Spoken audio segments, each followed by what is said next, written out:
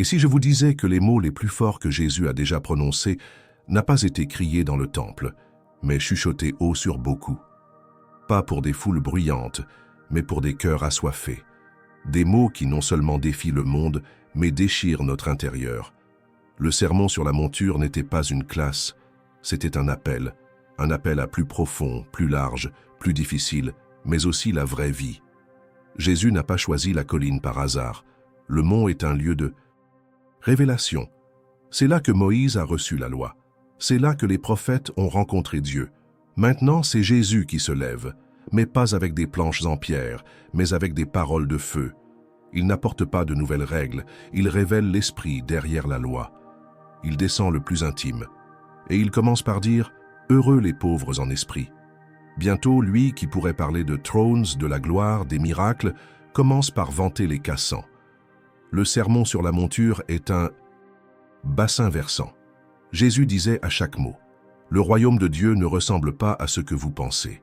Et les vrais bénis ne sont pas ceux que le monde applaudit, ce sont ceux que le ciel embrasse. » Il parle des doux, des purs, de ceux qui pleurent, de ceux qui ont faim de justice, de ceux qui font la paix même lorsque le monde veut la guerre. Il inverse tout. Il révèle ce que Dieu apprécie vraiment. Et tout cela commence par un simple geste. Jésus monte, repose sur et enseigne. Pas avec imposition, avec autorité, pas avec des dogmes, avec la vérité. Et chaque phrase est une graine, une clé, un miroir. Le sermon sur la monture n'est pas une question de comportement, il s'agit de cœur. Il nous montre que le royaume est plus étroit qu'il n'y paraît, mais infiniment plus complet. C'est là que tout commence. Lorsque Jésus monte la colline, le ciel ne parle pas seulement, le ciel s'approche. Et ceux qui entendent ces mots et les gardent commencent à marcher sur un chemin étroit, mais en sécurité. Un chemin qui à la fin mène à Dieu lui-même. Lorsque Jésus a commencé le sermon sur la montagne, il n'a pas parlé de force, de richesse ou de succès. Il n'a pas dit « Heureux sont les forts », ni « Heureux ceux qui gagnent ». Il a dit quelque chose que personne ne s'attendait à entendre. « Bénis sont les pauvres en esprit ». Et avec cela, Jésus a bouleversé le monde, parce qu'il a commencé à vanter précisément ceux qui, aux yeux humains, semblent vaincus, petits, faibles, ignorés. Mais il s'agit d'eux que le royaume de Dieu s'ouvre. Béni n'est pas seulement un beau mot. Dans l'original, il porte l'idée d'une joie profonde, d'une vie pleine, mais pas basée sur des circonstances extérieures, mais quelque chose qui vient de Dieu. Jésus, dans chaque bonheur, dit « Vous ne pouvez pas être compris par le monde, mais il est reconnu par le ciel. C'est comme s'il chuchotait « Je te vois ». Et qui voit-il? Les humbles, l'humble, ceux qui pleurent, ceux qui recherchent la paix, ceux qui sont persécutés pour avoir bien fait, même si personne d'autre les défend. Qui est pauvre en esprit? C'est qui sait que vous avez besoin de Dieu. C'est celui qui ne se soutient pas dans sa propre justice. C'est celui qui reconnaît sa propre limitation et se jette dans la grâce. Qui sont ceux qui pleurent? Ce sont ceux qui aiment tellement qu'ils ressentent de la douleur. Ceux qui perdent, ceux qui souffrent, ceux qui ont été touchés par la tristesse, mais ils ne sont pas seuls, car Dieu promet du réconfort. Qui sont les doux? Ceux qui ne crient pas d'avoir raison, mais croyaient que l'héritage vient d'en haut. Ceux qui ne ripostent pas avec haine, mais choisissent le chemin de la paix. Et Jésus continue, « Bénis sont ceux qui ont faim et soif de justice. » Pas la justice, mais la justice de Dieu. Il est faim de voir une bonne victoire, de vivre droit même lorsqu'il est cher. Et la promesse? Ils seront satisfaits. Le monde peut ne pas voir, mais Dieu voit. Le monde peut ne pas récompenser, mais le paradis n'oublie jamais. Jésus n'offre pas de raccourci pour une vie facile. Il révèle un chemin de la sainteté, de l'humilité et de la vérité. Un chemin où pur verra Dieu, où les artisans de paix seront appelés enfants du plus élevé. Là où les persécutés ne sont pas oubliés, ils sont honorés, parce que le royaume n'est pas fait de scènes, il est fait de croix. Livraison, de foi qui reste même lorsque tout ce qui se trouve dit d'abandonner. Les bénis sont plus que des phrases, ce sont des diagnostics d'âme. Ils montrent qui nous sommes et qui nous devenons lorsque nous laissons Dieu façonner notre intérieur. Et surtout, ils disent qu'il y a une joie que le monde ne comprenne pas. Un bonheur qui ne dépend pas des applaudissements ou de la conquête, mais de la communion avec le Père. Heureux ceux que personne ne comprend, parce qu'ils sont exactement ce que le paradis a déjà reconnu comme des enfants. Peu de temps après avoir proclamé le béni, Jésus regarde ces gens simples blessés, les gens ordinaires, les gens avec un cœur ouvert et dire quelque chose de surprenant, vous êtes le sel de la terre, vous êtes la lumière du monde. Pas vous le serons, mais vous l'êtes déjà. Ça change tout, parce que Jésus n'appelle pas seulement la transformation personnelle, il déclare l'identité. Il dit que ceux qui vivent les valeurs du royaume deviennent automatiquement un signe de Dieu dans le monde. Mais pourquoi le sel? Le sel, à l'époque, n'était pas seulement pour la saveur. Il était essentiel pour préserver ce qui allait se corrompre.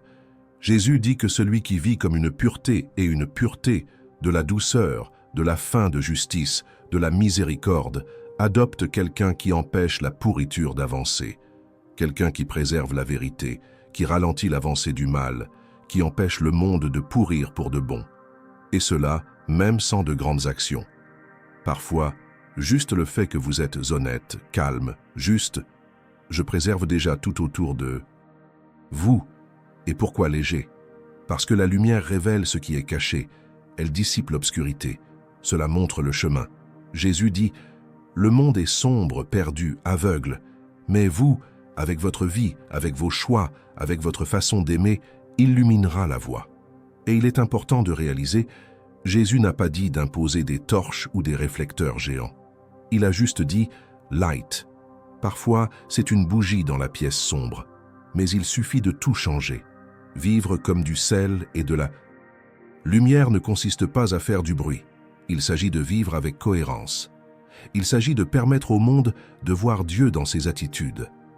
C'est lorsque votre réponse calme, au milieu du chaos, révèle le caractère du Christ. Lorsque votre pardon inattendu révèle la grâce que vous avez reçue. Quand son honnêteté silencieuse au milieu de l'injustice crie plus fort que 1000 discours. Être du sel et de la lumière, c'est transporter le sermon sur la monture en lui-même, dans chaque geste quotidien. Mais Jésus prévient également, si le sel perd son goût, ce n'est rien de plus. C'est un mot dur mais nécessaire, parce que vivre dans le royaume nécessite une vigilance, nécessite de la profondeur. Nous ne pouvons pas devenir des chrétiens génériques, qui parlent de Dieu mais ne vivent pas de transformation. La lumière n'a pas été faite pour être cachée, le sel n'était pas fait pour être terne. Nous sommes appelés à un impact, même en silence, même avec la douleur, même si ça a l'air peu. Vous n'avez pas besoin d'être parfait. Mais si vous portez les marques du royaume, vous êtes déjà du sel. Il est déjà léger, et le monde a besoin de vous vivre cette vérité. Ne pas t'admirer, mais pour glorifier le Père. Parce que lorsque quelqu'un voit la vraie lumière briller en vous, le cœur se tourne vers la source, et le ciel sourit. Parce qu'une fois de plus, quelqu'un a décidé non seulement d'entendre le sermon sur la montagne, mais de vivre ce que Jésus a révélé là-bas. Au milieu du sermon sur la montagne, Jésus fait une déclaration qui coupe comme un couteau. Si votre justice ne dépasse pas celle des pharisiens et des maîtres de la loi, ils n'entreront pas dans le royaume du ciel. Matthieu 5,20. Pour ceux qui ont entendu cela, ce fut un choc, parce que les pharisiens étaient considérés comme les plus justes, les plus religieux, les plus rigoureux. Mais Jésus ne parlait pas de la quantité d'œuvres, il parlait de la profondeur du cœur. Le royaume justice n'est pas en apparence. Il ne s'agit pas de rencontrer des rituels, il ne s'agit pas de paraître saint pour les autres, il s'agit d'être vrai devant Dieu.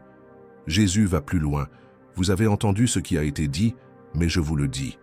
Avec cela, il révèle que la loi n'a pas été abolie. Elle était élevée. Elle ne s'arrête pas sur le geste extérieur, elle touche l'intérieur. Il n'est pas derrière ses mains propres seulement, il veut un cœur transformé. Jésus dit, « Tu ne tueras pas », mais révèle. Ensuite, si vous détestez votre frère, vous êtes déjà tombé dans la condamnation. Il dit, « Tu ne feras pas tamponner », mais montre ensuite, « Si tu veux avec le look, tu as déjà falsifié ton cœur. » Ça change tout. Parce qu'il dit que le péché commence bien avant l'acte. Cela commence dans les pensées, les intentions, les blessures auxquelles nous ne traitons pas et les testaments que nous nourrissons en secret. Et le royaume de Dieu commence juste là, où personne ne voit. Jésus expose l'hypocrisie religieuse de ceux qui parlent belle, mais ne vivent pas ce qu'ils prêchent, de ceux qui sont rapides à remarquer, de ceux qui prient pour être admirés, de ceux qui donnent l'aumône pour recevoir des compliments. Et il dit clairement, ils ont déjà reçu leur récompense. Autrement dit, ceux qui vivent pour impressionner le monde perdent le ciel. Mais ceux qui vivent pour plaire à Dieu, même dans le cachet, seront récompensés dans la gloire. C'est l'une des parties les plus inconfortables du sermon de montagne, mais aussi l'une des plus libératrices, parce qu'il nous invite à sortir de la scène et à entrer dans l'endroit secret, arrêter de vivre avec des masques et commencer à vivre avec la vérité, pour arrêter de se constituer une réputation et commencer à cultiver le caractère. Il dit, « Le royaume n'est pas pour ceux qui prétendent, c'est pour ceux qui le regrettent. » Si aujourd'hui vous sentez que vous vous battez à l'intérieur, avec des pensées, avec des désirs, avec des blessures, que personne ne sait, sachez, Jésus le savait déjà quand il a prêché ce sermon. Il ne vous appelle pas pour être parfait à l'extérieur, il vous appelle à être guéri à l'intérieur, parce que la vraie justice ne commence pas dans le temple, mais dans le cœur. Et c'est là que le royaume est établi. Là, la paix commence. Là que la transformation devient réelle. Vous n'aurez peut-être pas l'apparence d'un grand religieux, mais si vous avez un cœur sincère devant Dieu, brisé, disposé à être façonné, donc vous vivez déjà ce que Jésus a révélé sur cette monture, parce que dans son royaume, l'apparence trompe, mais le cœur révèle tout. Au point le plus déconcertant du sermon sur la montagne, Jésus prononce l'une des phrases les plus difficiles et les plus transformatrices de tout l'Évangile. « Aimez vos ennemis et priez pour ceux qui vous persécutent. » Matthieu 5, 44. C'est en ce moment que le sermon n'est plus beau et devient radical, parce que Jésus dit que le véritable amour n'est pas mesuré par la façon dont nous traitons ceux qui nous traitent bien, mais par la façon dont nous réagissons à ceux qui nous ont blessés. Le monde enseigne le contraire. Revenez dans la même médaille. Soyez forts, ne remportez pas de défi à la maison. Qui vous blesse ne mérite pas votre pardon. Mais Jésus démonte cette logique avec la vérité du royaume. Il nous appelle à aimer ceux qui ne nous aiment pas, pour bénir ceux qui nous maudissent. Priez, pas pour la justice contre, mais pour la pitié de qui nous poursuit. Ce n'est pas un amour faible, c'est l'amour le plus fort qui existe, parce qu'il n'est pas né d'émotion, mais de la décision. Cette radicalité n'est pas un coup de tête, c'est le reflet de la nature de Dieu lui-même. Jésus explique, « Si vous n'aimez que ceux qui les aiment, quelle récompense aura ?» Même les païens font cela, mais ils sont parfaits car le Père céleste est parfait. Matthieu 5, 46, 48. Et comment est le Père?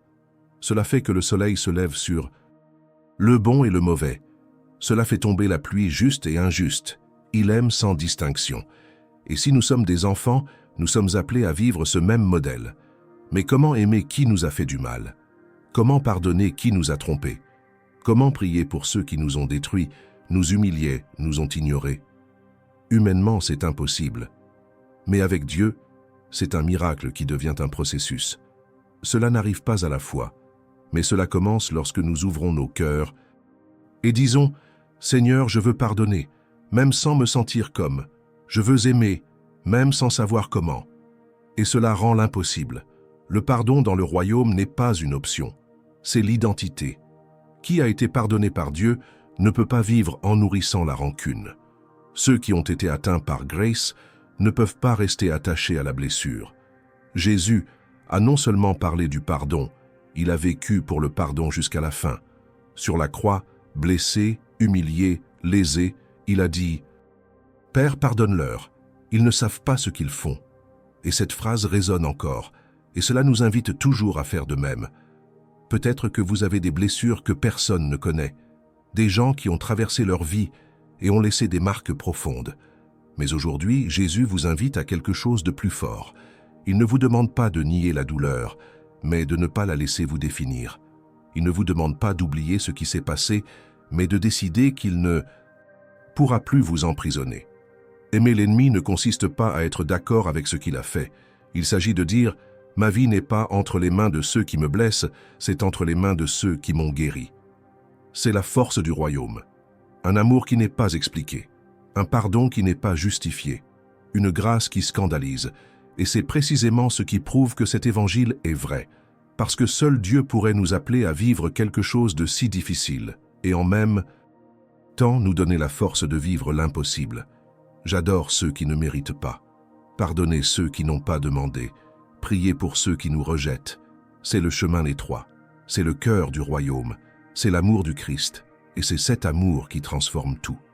Dans un monde qui nécessite tellement de choses, il fonctionne tellement, il charge tellement. Et est-il possible de vivre sans anxiété? Comment faire confiance, se reposer, respirer profondément lorsque tout ce qui nous entoure semble incertain? Jésus savait que ce serait l'une des plus grandes batailles de notre âme. Et donc, dans le Sermon sur la montagne, il parlait directement au cœur anxieux. Il n'a pas minimisé la douleur, mais il nous a offert un moyen. Ne vous semblez pas soucieux de rien. Cherchez d'abord le royaume de Dieu et sa justice, et toutes les autres choses leur seront ajoutées. Matthieu 6, 33. L'anxiété est le fruit d'une âme qui essaie de contrôler ce qui n'a jamais été entre vos mains. C'est le poids du transport de main sur vos genoux, comme s'il était possible de tout garantir. Mais Jésus nous rappelle, regardez les lys du champ, observez les oiseaux du ciel. Ils ne fonctionnent pas, ne s'accumulent pas et sont encore soutenus. Et puis il demande, veux-tu beaucoup plus qu'eux? C'est une question rhétorique, mais aussi une invitation. Une invitation à croire que Dieu prend soin même lorsque tout semble déplacé. L'anxiété vole le présent avec la peur de l'avenir. Mais le Sermon sur la montagne nous apprend à vivre aujourd'hui avec la foi. Jésus ne dit pas d'être irresponsable ou indifférent, il nous dit d'être dépendant. Pour rechercher le royaume d'abord, non pas comme une théorie, mais comme une véritable priorité. Parce que lorsque Dieu est au centre, toutes les autres choses commencent à s'aligner. Et ce toutes choses ne concerne pas le luxe ou l'excès. Il s'agit d'une véritable disposition. C'est avoir ce qui est nécessaire pour aujourd'hui. Il convient que le pain viendra, que la grâce vienne, que la réponse viendra au bon moment. Il ne s'agit pas de nier les défis de la vie, mais de mettre l'accent sur ce qui est éternel. L'anxiété naît toujours de trop chercher ce qui est temporaire, mais la paix est née lorsque nous fixons nos yeux sur Dieu. Si vous êtes dépassé, agité, fatigué, écoutez cette voix douce du Sermon sur la monture. Ne vous inquiétez pas, non pas parce qu'il n'y a aucune raison, mais parce qu'il y a un Dieu, un Père qui sait ce dont vous avez besoin, un Père qui voit ce que vous ne voyez pas. C'est déjà dans le futur où vous craignez encore d'arriver, et cela vous invite à vous reposer maintenant, même si rien n'est résolu. L'anxiété s'effondre en présence de Dieu, pas avec la magie, mais avec l'intimité. À chaque prière, à chaque livraison. Chaque matin, vous dites « Seigneur, je ne réalise pas », mais le Seigneur donne, et c'est le secret du royaume. Ce n'est pas le contrôle qui apporte la sécurité, c'est la livraison. Parce que le Dieu qui se soucie des oiseaux prend également soin de vous. Et si la peur se resserre aujourd'hui, laissez cette vérité vous soutenir. Vous êtes entre les mains d'un Père qui n'a jamais échoué et n'échouera jamais. Seigneur, avant ta parole, mon cœur est silencieux. J'ai entendu les paroles de votre Fils sur ce mont, des mots qui sont non seulement beaux, mais coupés, exposés, transforment. Et maintenant, humblement, je me mets devant vous et je prie, révèle votre royaume en moi. Que le sermon sur la montagne non seulement un message qui me frissonne, mais une vérité qui me façonne, jour après jour.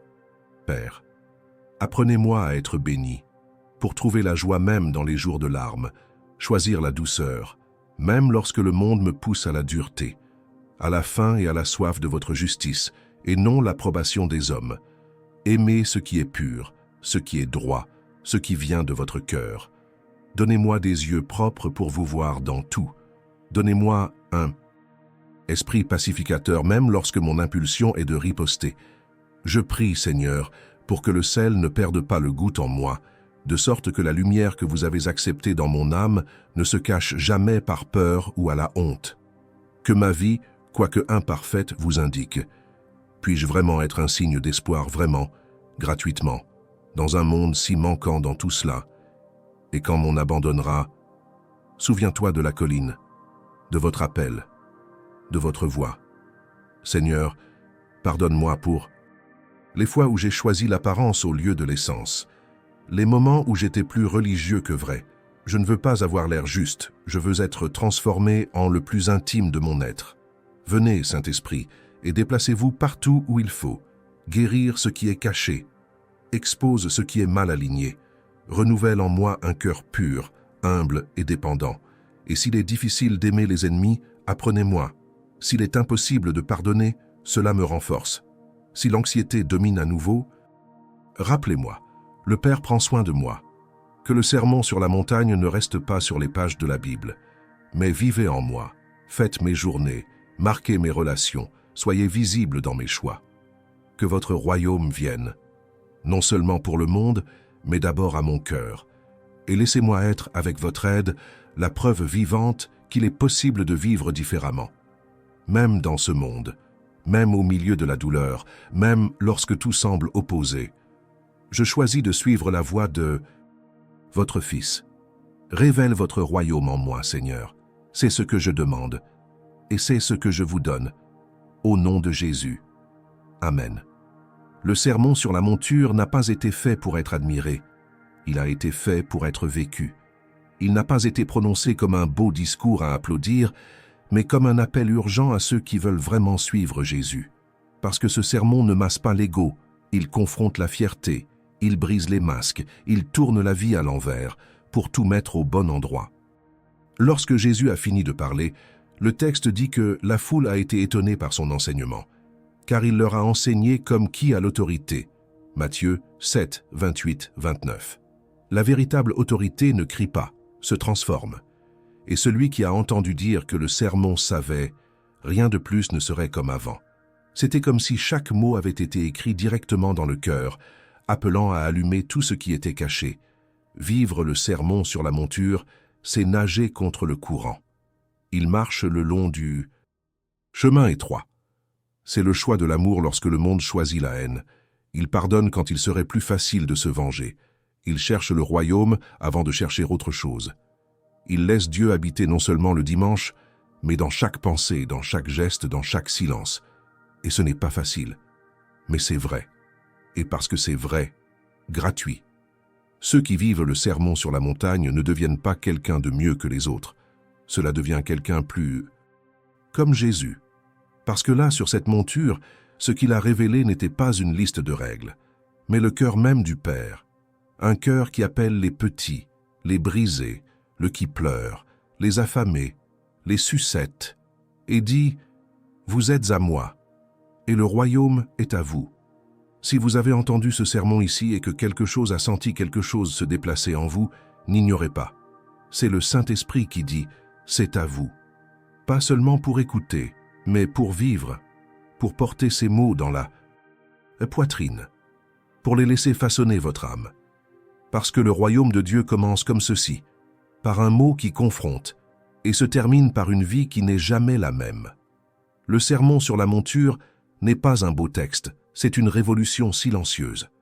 C'est Jésus qui dit fermement et tendrement « Il y a une meilleure façon, il y a un plus grand royaume, et il commence en vous ».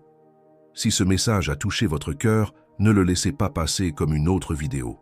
Laissez-la transformer sa vie, son regard, ses choix. Si ce mot vous a parlé, écrivez dans les commentaires « Seigneur, je veux vivre ton royaume ». Partagez cette vidéo avec quelqu'un qui a besoin d'entendre les mots les plus forts que Jésus ait jamais dit. Cours, abonnez-vous à la chaîne et continuez avec nous dans ce voyage. Le ciel a encore beaucoup à révéler.